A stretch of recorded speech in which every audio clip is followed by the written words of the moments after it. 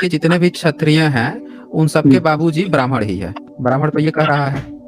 हाँ सर, अब कह रहे हैं ना सर, इसमें हम क्या डिबेट करें आपसे इसे। अच्छा अच्छा ठीक है। अब एक चीज ये बताइए कि कितने क्षत्रिय जो हैं उन्होंने ब्राह्मण ग्रंथों को लिखा है, कि क्षत्रियों का नाम बताइए जिन्होंने ब्राह्मण ग्रंथों को लिखा है। अच्छा सर, ये बताइए कैसे आपको पता वो ब्राह्मणों ने ही लिखा है? हाँ, मैं इसीलिए तो आपसे पूछ लिया ना कि आप उन क्षत्रियों का नाम बताइए जिन्होंने वो लिखा है, ब्राह्मण ग्रंथ लिखे हैं, नाम बताइए।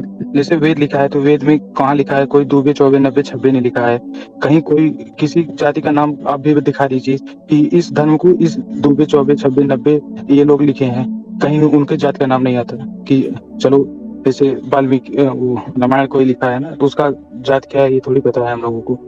तो आप कैसे मान लिए कि ब्राह्मणों ने ही वेद लिखे हैं? और उनकी जात के बारे में तो बताइए, क्यों कौन से ब्राह्मण? दुबे, चौबे, नौबे, छबे, सुकुल, तिवारी, पाणे, कौन वाले? देखें, आपने जो मैंने प्रश्न किया, जेन्युइन प्रश्न किया, उसका आपने उत्तर नहीं दिया। ये पूरा सर्वविदित है कि, तो सुनिए मेरी, ध्यान से सुनिए। ब्राह्मणों ने ही वेद कर दावा किया कि वेद जो है, संस्कृत जो है हमारा जन्मसिद्ध अधिकार है, हम ही संस्कृत में पढ़ते थे या पढ़ाते थे। उनके सारे धर्म ग्रंथ जितने हैं, जिसको आप आए हैं बचाने के लिए, उस धर्म की ABCD भी ब्राह्मणों ने लिखी है। मनुस्मृति में तो साफ साफ लिख दिया है कि भाई ब्राह्मण ही पढ़ेगा पढ़ाएगा और क्षत्रिय को पढ़ने का अधिकार नहीं है। गीता में भी यही लिखा है, तमाम उनके धर्म ग्रंथ में यही बात लिखी है कि क्षत्रिय को पढ़ाने का अधिकार नहीं है। पढ़ तो लेगा, पढ़ाएगा भी उसको ब्राह्मण ही। तो पढ़ाने का लिखने का काम जो है क्षत्रिय का नहीं था, ना वैश्य का था। शूद्र को तो पढ़ने लिखने कुछ का अधिकार नहीं। तो सारा काम ब्राह्मण ने किया। आप जिसकी धोती बचाने आए हैं वो ब्राह्मण धर्म है, ब्राह्मणिज्म है। आपका इसमें कुछ भी योगदान नहीं है। आप एक उधारी का धर्म बचाने आए हैं। इसीलिए मैंने आपसे पूछा कि एक भी क्षत्रिय का नाम आप बता दीजिए जिसने आपका ये ब्राह्मण धर्म लिखा हो, जिसने जीवन मरण की बात बताई हो, जिसने कुछ किया हो, जिसने कभी लिखित कुछ लिखा। अरे आपको तो ये भी नहीं पता होगा कि आपके क्षत्रिय जो हैं वो किस भाषा लिपि में लिखते पढ़ते थे।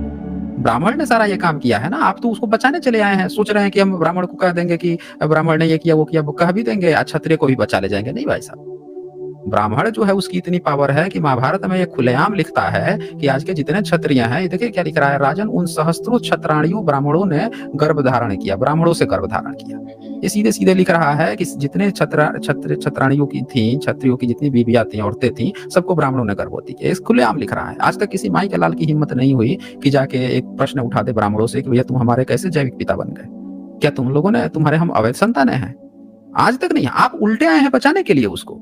आप उसको गाली भी तो दे रहे हैं, लेकिन आप बचा तो उसी का धर्म रहे हैं। आपका धर्म कहाँ है? जैसे मान लेते हैं इस्लाम हो गया, ईसाइयत हो गया, उनके सबके अलग अलग हैं अपने। बौद्ध हो गया, जैन हो गया, इनके अपने अलग अलग हैं। आपका कुछ भी अलग नहीं है। आप किसी क्षत्रिय का नाम बता दीजिए जिसने किसी क्षत्रिय धर्म की स्थापना की हो। कभी कोई नहीं कहता क्षत्रिय धर्म, क्योंकि सब जानते हैं कि ब्राह्मण धर्म पूरा A to Z ब्राह्मणों ने लिखा है। तो आप जिसको बचाने आए हैं वो ब्राह्मण धर्म है, और वो तो सीधे सीधे आपको गाली दे रहा है, आपको अवैध संतान बता रहा है। आप उसी को बोल रहे हैं कि क्या है क्या नहीं है, बताइए मुझे। बोलिए। हाँ सर, ये अब सब ये सब काल्पनिक, ये महाभारत ये सब तो सब काल्पनिक है। तो उसी तरह से जो आप जीवन मरण की बात कर रहे हैं ना, वो सब भी काल्पनिक है। वो सब भी ब्राह्मणों का दिया हुआ है। साइंस में कोई पुनर्जन्म नहीं होता है। साइंस में कोई पुनर्जन्म, एक बार इंसान को जिंदगी मिलती है, मिलने के बाद से खत्म हो जाती है, खत्म बात हो जाती है। कोई उसके बाद जिंदगी नहीं होती है। अगर जिंदगी होती तो साइंस भी बोल दिया होता अब तक। ये तो आप उसका कंसेप्ट चुरा के लाए हो ना, ब्राह्मण का। बताइए। ठीक है सर, मैं मान भी लेता हूँ। तो आप मुझे एक लॉजिक और बता सकते हैं थोड़ा, कि जब ये पूरा भारत, जब बुद्धिस्ट यूनिवर्सिटियां चलती थी, सब पढ़े लिखे रहते थे, तो ब्राह्मणों ने आपको बेवकूफ बनाया, कैसे बन गए बेवकूफ? ये नहीं समझ में आ रहा है मेरे को कुछ। कैसे वो 2% ब्राह्मण आके बोले तुम शूद्र बन जाओ, तुम क्षत्रिय बन जाओ, और सब लोग उसके लट्टू गए उसके पीछे। और इतना पढ़ा लिखा समाज, इतना विकसित समाज, एक ब्राह्मण आके बोल रहा है मेरा धर्म मानो, सब लोग मानने लगे पीछे पीछे। ये कैसे हो गया सर?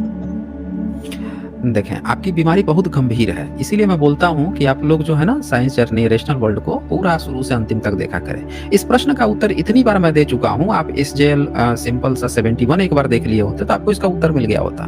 SJL 71, भारत में बुद्ध धर्म का अंत कैसे हुआ, बुद्ध मार्ग का अंत कैसे हुआ, ये एक बार देख लिए होते तो आपको ये चीज क्लियर हो गया होता। ब्राह्मणों का सीधे सीधे बौद्धों से कभी टकराव नहीं रहा है। या तो जब बौद्ध मार्ग पूरी तरह से खत्म हो गया, अवनति पर था, तब धीरे धीरे ब्राह्मणवाद उभरा है। पहले पंचमंगिया थे, बीच वाले थे। डायरेक्ट टकराव हुआ होता तो ब्राह्मण धर्म जीत थोड़े पाता। खंड खंड होकर विखंड होकर टूट के कहाँ गायब हो जाता पता भी नहीं चलता इनका।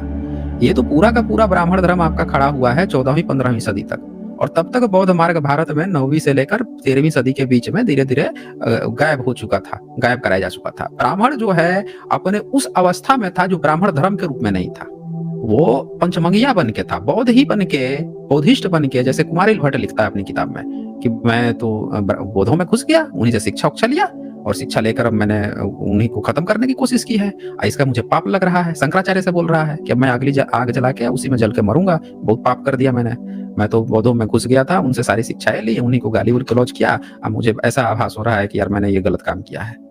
तो आप लोग जो है पूरे के पूरे बौद्धों में, अच्छा वो क्या कह रहा है शंकराचार्य उसे, कहा तुमने बड़ा अच्छा किया, अगर किसी को दूसरे को मारने के लिए, खत्म करने के लिए इस तरह की जरूरत पड़े ना तो करना चाहिए, तो धर्म का हिस्सा है। तो आप वो शंकराचार्य को प्रछन्न बौद्ध कहा गया। जरा अरे भाई साहब, अरे भाई ये मैंने खोल के दिखाया है किताब, अगर आपने नहीं पढ़ा है शंकर दिग्विजय तो आप शंकर दिग्विजय एक बार खोल के पढ़ लीजिएगा। ये आप कह रहे हैं ना, मैं यहाँ किताबें खोल खोल के दिखा चुका हूँ, स्ट्रीम भी करके दिखाया हूँ, वो आप देख लीजिएगा, आप सुन लीजिए ध्यान से। तो शंकराचार्य जो है उसको प्रछन्न बौद्ध कहा, उसके बाद के रामानुजाचार्य जो वैष्णव, जो विशिष्ट अद्वैतवाद का संस्थापक था, वो कह रहा है कि शंकराचार्य ही खुद बौद्ध था, प्रछन्न बौद्ध था, छुपा हुआ बौद्ध था। उसकी मूर्ति जो बनी थी केदारनाथ में, वो बुद्ध की तरह स्पर्श मुद्रा में बनाई गई थी, बिल्कुल उसी तरह से बनाई गई थी, उसी तरह से सर से बाल पूरा गायब थे, कोई चुटिया नहीं है, कोई जनेऊ नहीं है, पूरी तरह बुद्धिस्ट बन के था। तो आपके जो शुरुआती लोग थे ना, वो बुद्धिस्ट बन के थे। अगर प्रॉपर वो बन के रहे होते ना ब्राह्मण, जो आज के धर्म में ब्राह्मण है, तब पहुंचे होते बुद्ध मार्ग से सीधा टक्कर लेने के लिए, तो खंड खंड होके विखंड हो जाते, पता भी नहीं चलता, ना एंटीना का पता चलता, ना वाईफाई का। आप जो क्वेश्चन दागे है ना, उसका सटीक उत्तर यह है कि बुद्ध मार्ग जो है तब तक धीरे धीरे खत्म हो रहा था अवनति पर, उसके खत्म हो जाने के बाद उसकी चीजों पर इन लोगों ने कब्जा किया है। उसको खत्म जरूर कराया है पंचमंगिया बन के, बुद्धिस्ट बन के। प्रॉपर ब्राह्मण बन के या ब्राह्मण धर्म उस समय अस्तित्व में होता था, टिक नहीं पाता, कोई नहीं टिक पाया, जैन मार्ग नहीं टिक पाया, आजीवक से लेकर जितने सब थे, सबके सब इनकी ब्रांच बन के रह गए थे बौद्धों के। एक कोई ऐसा ब्रांच नहीं था जो इनसे बच पाया हो, भारत का कोई जो इनसे स्वतंत्र आइडेंटिटी रखता हो, सबके सब इनसे पूरी तरह से जुड़ गए थे, सब इसी में समाहित हो गए थे, कोई नहीं बच पाया था। ब्राह्मण धर्म की मजाल है कि वो बच जाता। और बुद्ध का जन्म 2600 साल पहले, शंकराचार्य आ रहा है 9वीं सदी में। कितना साल का अंतर है, 9 और 6 1500, 1500 साल तक। कहाँ था 1500 साल तक ब्राह्मण धर्म? अगर ब्राह्मण धर्म में इतना दम था, आप 2% की बात कर रहे थे ना, 2% ब्राह्मण आके कह दिया था, 1500 कहाँ था 1500 साल तक ब्राह्मण? बुद्ध जब 2600 साल पहले आ गए, 9वीं सदी में शंकराचार्य आता है, इस बीच में 1500 साल तक ब्राह्मण कहाँ था, कहाँ छुपा हुआ था? आप ये कहना चाहते हैं कि ब्राह्मण के पल्लू में छुप के बैठ गया था। ये कहना चाहते हैं ब्राह्मण जो था वो बुद्ध का बिगड़ा हुआ चेला था, ये करना चाहते हैं आप? यही तो आपको समझ में नहीं आता है। अगर ब्राह्मण जो है बुद्ध का चेला होता तो 1500 साल तक कहाँ था? 1500 साल तक उनका पांव बन के साफ कर रहा था क्या उनका? ब्राह्मण धर्म की उत्पत्ति जब हुई है 9वीं सदी के बाद, तो इसका मतलब कि उसका उद्भव भी 9वीं सदी के इर्द गिर्द में ही हुआ है। बुद्ध के समय होता तो 1500 साल तक क्या उनके तलवे चाट रहा था बौद्धों के? हैं 1500 साल तक कोई तलवे चाटता है?